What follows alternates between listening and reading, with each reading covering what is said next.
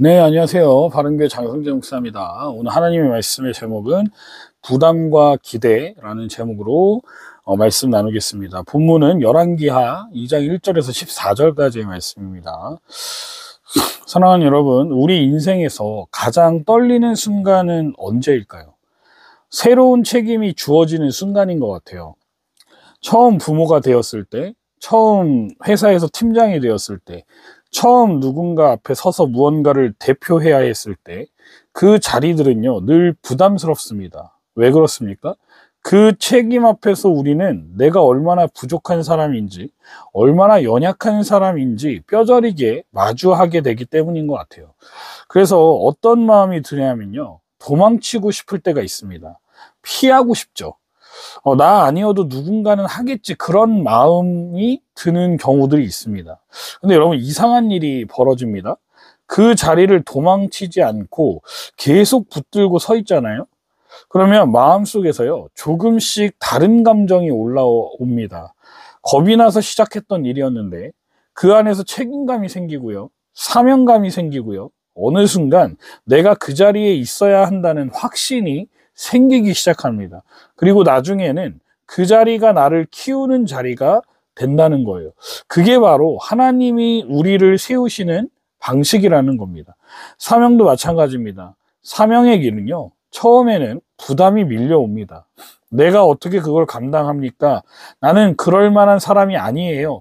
그런 생각부터 앞섭니다. 그런데요, 그 길을 한 걸음 한 걸음 걷다 보면 그 안에 이상한 변화가 일어나요.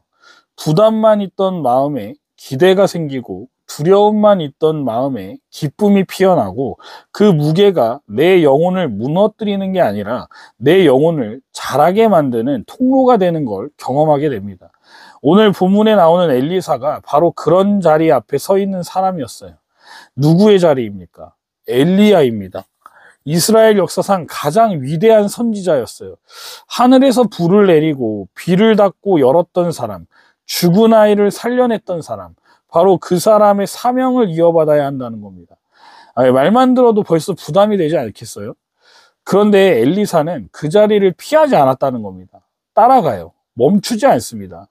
여기까지 하자는 엘리야의 말을 3번이나 들으면서도 끝까지 쫓아갑니다. 왜 그랬을까요? 엘리사는 사명의 무게를 알았기 때문입니다. 무겁다는 걸 알았지만 그 안에 담긴 하나님의 뜻을 신뢰했기 때문이에요. 그래서 그는 따라갔고 결국 하나님이 쓰시는 사람이 됩니다.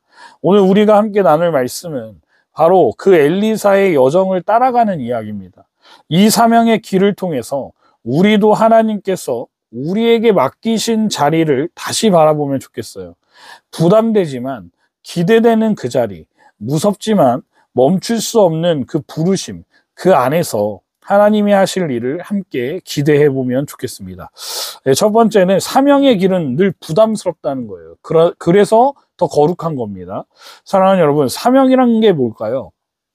다른 말로 하면 하나님이 맡기신 자리입니다. 근데 그 자리는요, 대부분 처음부터 부담스러워요. 엘리야는 엘리사에게 3번이나 말합니다. 너는 여기 머물라. 길갈에서도 베델에서도 여리고에서도 같은 말을 합니다. 너는 여기까지 하자. 더는 오지 마라. 왜요? 이 길이 결코 가볍지 않기 때문입니다. 지금 엘리야는 죽음을 앞두고 있습니다. 하나님께서 그를 데려가실 것을 알고 있죠. 그러니 이 여정은 엘리야에게도 엘리사에게도 의미가 크고 무거운 순간입니다. 그런데 엘리사는 뭐라고 대답합니까? 여호와께서 살아계심과 당신의 영혼이 살아있음을 두고 맹세하노니 내가 당신을 떠나지 않겠습니다. 한 번도 아니고 3번이나 이렇게 대답해요. 엘리사가 대단한 사람이어서 그랬을까요?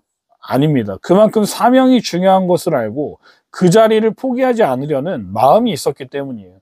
여러분, 사명은요, 억지로 하는 게 아닙니다. 억지로는 오래 못 갑니다. 하지만 사명이 내 안에서 하나님이 맡기신 일로 분명해지면 멈추라 해도 가고 싶어져요. 안 해도 된다 해도 손을 놓을 수가 없습니다. 엘리사는 그 마음으로 길갈에서 베델로, 베델에서 여리고로, 여리고에서 요단으로 그 길을 꿋꿋하게 따라갑니다. 직선거리로만 40km가 넘는 여정이었어요. 하지만 그는 한 발도 물러서지 않습니다. 우리는 어떻습니까? 하나님이 맡기신 자리를 쉽게 내려놓으려 할 때가 많은 것 같아요. 이 일은 나랑 안 맞아. 나보다 잘하는 사람이 있겠지. 하지만 하나님은 그렇게 말씀하시지 않습니다. 네가 감당하라. 네가 감당해라. 내가 너와 함께 하겠다. 부담되는 게 정상입니다. 사명은요, 원래 부담스럽습니다. 오히려 부담이 없다면 그건 사명이 아닐 수도 있습니다. 그 무게 때문에 하나님 앞에 엎드리고 그 무게 때문에 하나님을 찾게 되는 겁니다. 그게 거룩입니다. 사랑하는 여러분, 사명은 무겁습니다. 하지만 그 무게가 우리를 살립니다.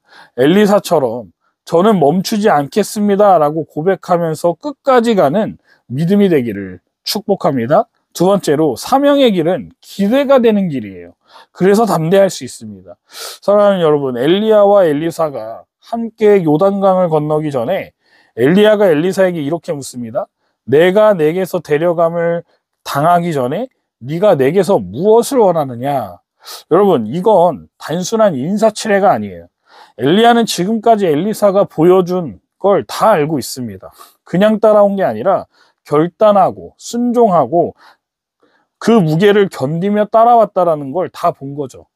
그러니 물어보는 거예요. 이제 네가 진짜 원하는 게 뭐냐?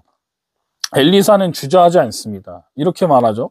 당신의 영감이 갑절이나 내게 있게 하소서.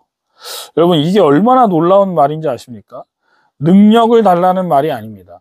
당신의 사명을 내가 감당하려면 내게는 2배의 은혜가 필요합니다. 그런 고백이에요. 교만이 아니라 철저한 겸손이고 영적 갈망입니다. 저는 아직 많이 부족합니다. 그러니 제 안에 하나님의 능력이 갑절로 임해야 합니다. 라는 거죠. 여러분, 하나님은 이런 사람을 쓰십니다. 사명을 가볍게 여기는 사람이 아니라 사명을 무겁게 느끼되 거기서 주저앉지 않고 은혜를 구하는 사람. 제가 하겠습니다. 라가 아니라 하나님 저로 하게 하옵소서 하는 사람. 엘리사는 그런 마음으로 그 자리를 붙드는 겁니다. 결국 어떻게 되죠? 하늘에서 불수레가 내려와서 스승인 엘리야가 들려 올라가고 그 옆에 선 제자인 엘리사는 그 모습을 끝까지 지켜보고 있어요. 그리고 나서 엘리야의 겉옷이 떨어집니다. 여러분, 여기서 겉옷은요, 단순한 옷이 아닙니다. 사명의 상징입니다. 하나님께서 이제는 엘리사에게 맡기신 거예요. 그걸 집어든 엘리사는 요단강으로 가서 외치죠. 엘리야의 하나님 여호와께서는 어디 계십니까? 그리고 물을 치니 강이 갈라집니다. 사랑하는 여러분, 이 장면은 우리에게 분명히 말해주고 있어요. 하나님이 함께 하시면 새로운 자리도 감당할 수 있다는 걸 말입니다. 사명이 부담스럽지만 그 자리에 하나님의 은혜가 임하면 그 길은 기대되는 길이 됩니다. 겁이 나는 건 당연합니다. 그러나 하나님이 부르셨다면 그 자리는 은혜의 자리고 회피할 자리가 아니라 담대히 들어가야 할 자리라는 걸 기억하십시오. 결론입니다. 부담을 넘어서 기대로 그리고 순종으로 나아가면 좋겠어요. 결국 엘리사는 엘리야의 사명을 이어받았습니다. 요단을 갈랐던 그 겉옷, 이제 엘리사의 손에 들려 있죠. 하지만 잘 보십시오. 그 겉옷은 하늘에서 뚝 떨어진 게 아니에요. 끝까지 따라간 사람, 사명을 포기하지 않은 사람, 하나님의 능력을 구한 사람에게만 주어진 겁니다. 우리는 사명이라고 하면 먼저 부담감을 느끼는 것 같습니다. 난 아직 준비가 안 됐다는 거예요. 그건 다른 사람이 해야 된다는 겁니다. 내가 그 일을 하면 무너질 수도 있다는 것이죠.